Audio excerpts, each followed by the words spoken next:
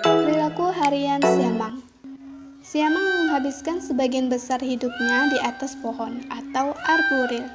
Pergerakan siamang biasanya dibagi dalam 4 kelompok utama, yaitu climbing, leaping, breaksesi, dan bipedal walking. Menurut WCS tahun 2000, pergerakan yang paling umum dilakukan siamang adalah breaksesi, sedangkan memanjat atau climbing berkisar 9-11%. Berjalan dengan 2 kaki atau bipedal walking berkisar 8-11%, dan melompat atau leaping berkisar 1-2%. Aktivitas harian siamang dapat dikategorikan sebagai berikut. Aktivitas pertama, aktivitas istirahat. Aktivitas istirahat ditandai dengan turunnya siamang ke bagian tajuk paling rendah untuk menghindari teriknya sinar matahari. Siamang memanfaatkan periode tidak aktif ini dengan berinteraksi sosial dengan anggota kelompoknya, seperti mencari kutu, menelisik, dan bermain dengan anaknya. Siamang cenderung beristirahat selama lebih dari 50% periode bangunnya, yaitu dari fajar hingga senja. Diikuti dengan makan, bergerak, mencari makan, dan aktivitas sosial. Dibutuhkan lebih banyak istirahat selama setengah hari, meluangkan waktu untuk merawat orang lain atau bermain.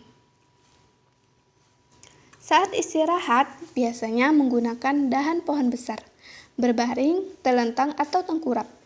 Perilaku makan, mencari makan, dan bergerak mereka saling terjadi pada pagi hari dan setelah waktu istirahat.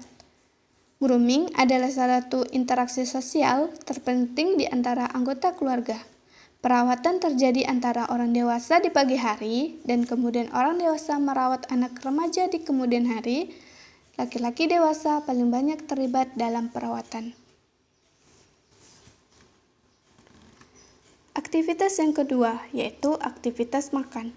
Makan merupakan aktivitas yang sebanding dengan waktu istirahatnya dibandingkan dengan aktivitas bergerak. Aktivitas ini memakan waktu yang besar setiap harinya, berkaitan dengan ketersediaan pakan dan perilaku makannya. Siamang sangat selektif dalam memilih pakannya. Menurut Chivers tahun 1974, siamang menghabiskan 25% untuk makan dan aktivitas hariannya. Aktivitas ini sangat aktif dilakukan pada siang hari, sampai waktu matahari terbenam. Siamang memakan setidaknya 160 jenis tumbuhan, tetapi makan utama mereka adalah buah ara. Siamang Sumatera memakan buah lebih banyak daripada siamang Malaysia. Siamang Sumatera memakan buah hingga sebanyak 60% makanan harian mereka. Siamang lebih senang memakan buah yang sudah matang daripada buah yang masih mentah, dan lebih suka dedaunan muda daripada daunan tua. Mereka juga makan bunga dan beberapa jenis binatang kecil, terutama serangga. Kelompok siamang saat istirahat beristirahat sehingga 5% dari jam bangun mereka. Pada musim kemarau, ukuran kisaran harian siamang lebih besar dibandingkan pada musim hujan. Siamang Sumatera bagian selatan lebih jarang mencari makan dibandingkan dengan siamang di tempat lain, karena memakan buah lebih banyak, sehingga mengkonsumsi lebih banyak nutrisi yang mengakibatkan lebih sedikit waktu yang dibutuhkan untuk mencari makan. Kadang-kadang, siamang menghabiskan sepanjang hari di satu pohon besar yang berbuah. Hanya bergerak keluar saat ingin istirahat dan kembali lagi ke pohon yang berbuah. Siamang juga memakan serangga, laba-laba, telur burung, dan burung-burung kecil. Namun, karena takut air, siamang akan mencelupkan kaki depannya ke dalam air atau menggosok tangannya pada daun yang basah untuk menghisap air pada bulu kakinya sebagai minuman. Aktivitas yang ketiga, yaitu aktivitas berpindah. Aktivitas berpindah terbagi menjadi 4 tipe, yaitu memanjat, berjalan, relaksasi, dan melompat. Armanto tahun 2014 menuturkan bahwa pergerakan siamang sebagian besar 81,64% dilakukan dengan cara bereaksi. Dalam satu hari, siamang mampu bergerak sampai 1 km dengan luas teritorialnya sekitar 47 hektar.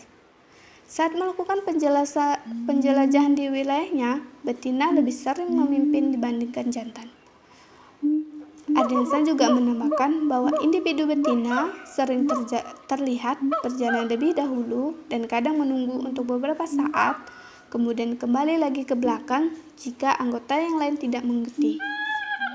Siamang adalah spesies primata yang sangat sosial dan menunjukkan berbagai gerakan taktil dan visual, bersamaan dengan tindakan dan ekspresi wajahnya untuk berkomunikasi dan meningkatkan ikatan sosial dalam kelompok keluarga mereka.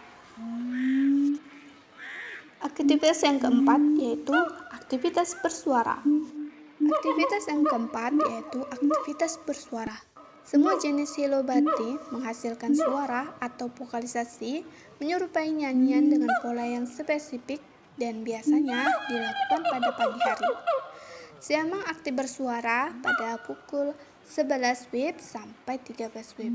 Kegiatan bersuara merupakan kegiatan yang selalu dilakukan oleh kelompok siamang yang berfungsi untuk mempertahankan dan menunjukkan teritorialnya serta pengaturan ruang antar kelompok.